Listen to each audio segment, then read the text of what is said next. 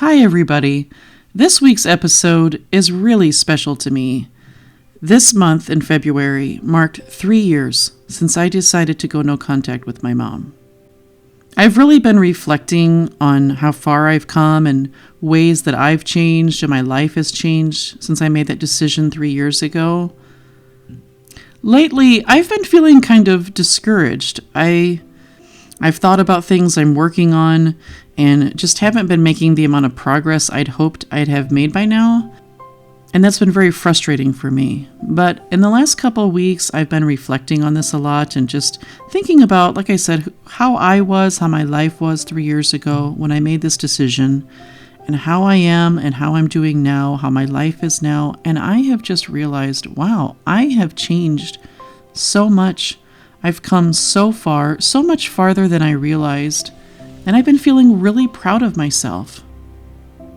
The first year that after I went no contact, deep down, I wanted my mom to know what was going on with me. I almost had like this fantasy that she'd be cheering me on from afar. Some of that hope still lingered, that she'd change and be the mother I need her to be.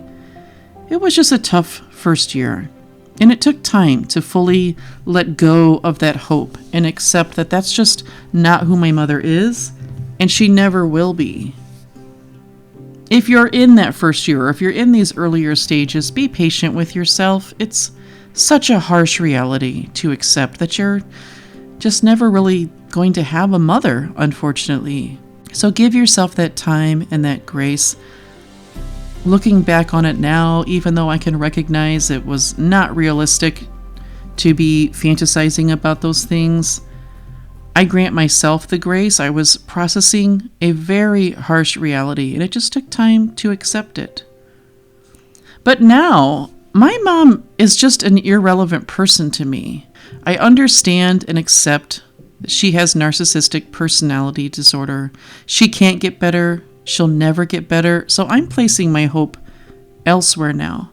Now, I don't mean that she's irrelevant to me and that the abuse I suffered doesn't affect me in any way. I just mean I don't really think about her much anymore. And when I do, it's not so much from a place of anger. I mean, sometimes it is, but not very much anymore. I have a friend whose mother is a narcissist, and we often talk to each other and just we'll share stories and laugh about them. And I had not been able to do that until recently.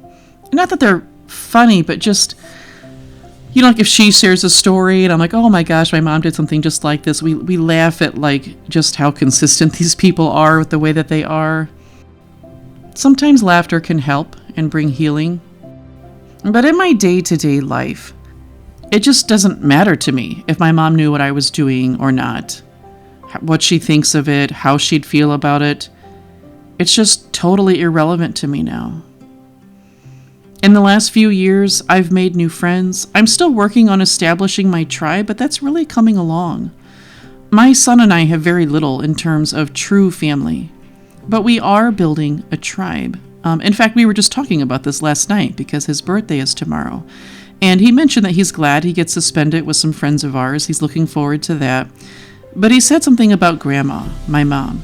And I said, it's okay to feel sad that she's the way she is. It's okay to feel sad and upset that we don't get to be around her and she's gone from our lives.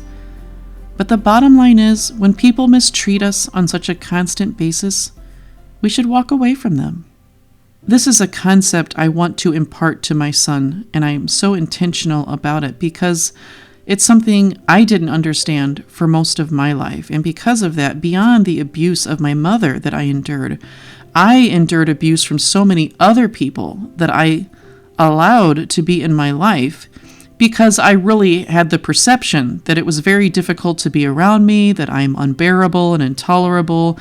And so anybody who was willing to accept me, I just accepted whoever they were and whatever they would have to offer.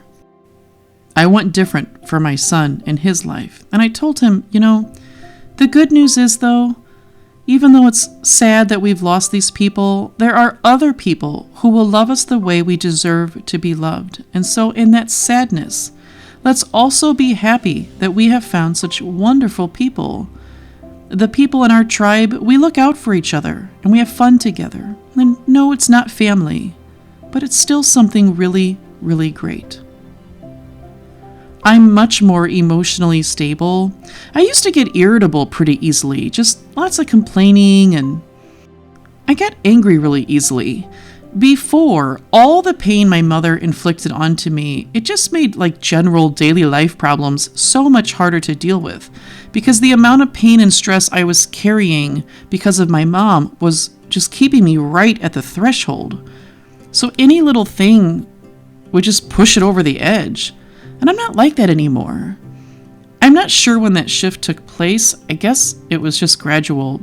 Like when I'm driving, I'm so much more patient with people. Instead of ranting and raving at everyone as I drive down the road, I used to be had such terrible road rage. But now I'm just a more calm and peaceful person, and I definitely still have plenty of room to grow in this area, but I'm realizing I have come so far these last few years. My friendships are getting healthier. I speak up for myself and my relationships. I expect people to treat me fairly and well. And like I said before, I just tolerated so much mistreatment from practically everyone. I excused it because I thought I just had to take anyone who would take me. But I don't do that anymore. I don't think that anymore. And of course, I don't expect perfection from my friends. But I do have a basic standard I expect them to meet. And if they don't, I'm willing to walk away. Even if it makes me really sad, I'll still walk away. I mentioned in the last episode, I just had this happen with a friendship with somebody that she just isn't the person I thought she was, I guess, or she's changed or going through a hard time. I'm not sure, but she has not been treating me well. I am recognizing now some red flags that I missed. I think they're red flags I wouldn't miss today, but it was about 2.5 years ago that we connected, and I just wasn't at the place I'm at now. But I really distanced myself from her, and I'm not reaching out anymore because of the way she treats me. And I wouldn't have done that a few years ago. I would have kept trying. I would have groveled or do whatever I needed to do. I'm just unwilling to do that anymore. My life was once just overflowing with abusive people. But those days are over. Most importantly, I'm finding myself. I'm discovering what I really love, and I'm loving that I love these things because I'm loving myself. I've really been focusing on eating better. It's now that I don't feel the need to use food to medicate and soothe myself from whatever wounds my mother had just caused me. Those wounds are healing now, so I don't need to turn to poor habits to cope. I read a lot more than I used to, especially books that challenge me in my personal growth. I really come to enjoy reading a lot more. I'm a better mother than I was 3 years ago. I'm much more patient with my son than I used to be. I'm just more relaxed. We can have so much more fun together. Our bond has grown even stronger. And because I'm becoming more confident in myself, I'm now better able to help my son grow in his own confidence, because as I develop these tools, I can pass those tools on to him. I'm trying new things. I'm so excited. I'm going to be taking a pottery class soon, with the pottery wheel and everything. I've always loved looking at pottery, and maybe it's something I'll just enjoy as an admirer rather than a creator. But I'm just going to give it a try. It's a 6-week course, and by the end, I'll decide if that's something I want to pursue or if it's just not really for me. But I'm just trying all these different things and learning what I really love. I've found I really enjoy making foods from different cuisines from around the world. And I've been doing a lot of that lately, and it's just been so enjoyable. It's made dinner time so fun. I'm a curious person. I love to look into things. I love to find out the why. I've been pursuing that more, and that ultimately has led me to a book that I'm currently writing that's about the history of the food industry and the impact it's had on our society and on my own life. A few years ago, I would have been way too fearful to take a chance like this and write this book. And I am still a little afraid it's going to be a big flop or something, but it's not a fear that's preventing me from doing it. And I have a lot of hope and optimism that the book's going to help a lot of people.